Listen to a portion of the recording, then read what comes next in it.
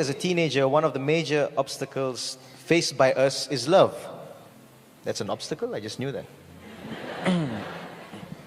If I had a crush on someone, but I can't marry her due to several practical reasons that do not allow me to, such as age, finance, and so on, plus the environment that I'm living in, many of my friends couple. You know couple? Right. Girlfriend, boyfriend. I love you. Oh, understand. So what should I do? Thank you. Bismillah. Be positive. Love itself is not haram. To have a feeling towards someone is not something that is bad. It's okay. So long as you will use that in the lawful manner. So long as you will approach the right persons to get, the appropriate, procedure to get married to that person, because that's the only relationship which is acceptable in Islam. So whether it is, what is it called again? Couple.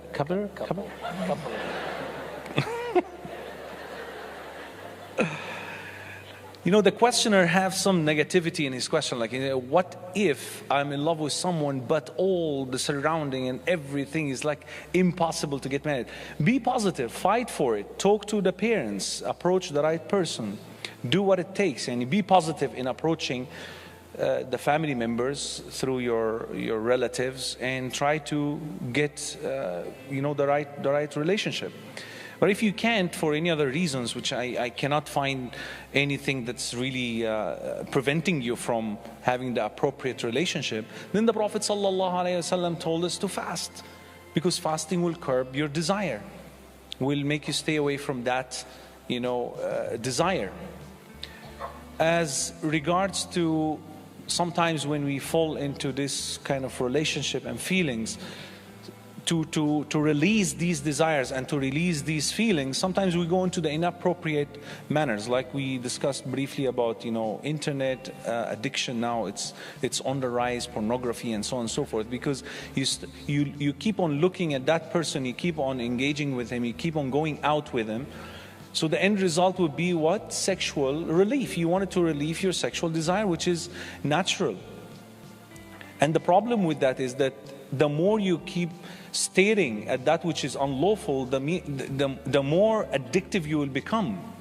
And now it's not about spiritual solution that we are seeking, not only spiritual solution that we wanted to provide. Now neuroscientists even are telling us that the more you stare at that which is provocative, the more it will become habitual.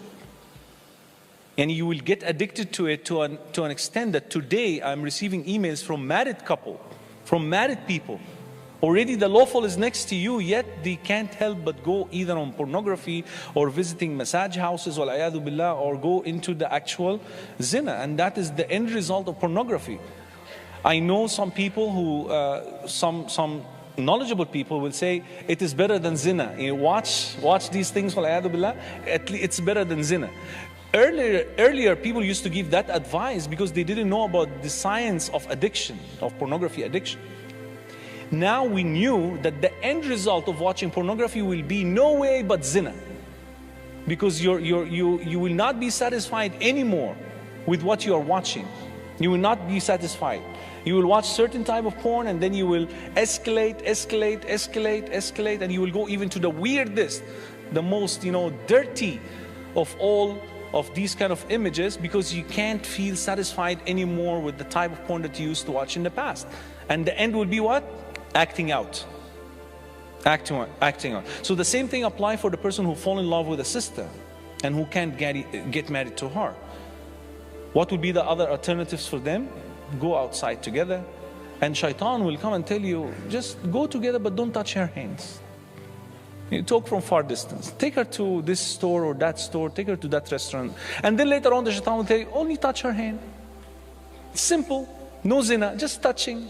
They didn't know that the Prophet ﷺ said the eyes commit zina, and their zina is the stare, and the hands commit zina, and the zina is the touching. And later on, the private part will confirm or deny. So be careful. So you have to go to the right channels. You have to fight for that person in an appropriate manner. And if you can't, then follow the advice of the Prophet ﷺ. Fast and curb your desire. May Allah protect us and our children. Ameen. I mean,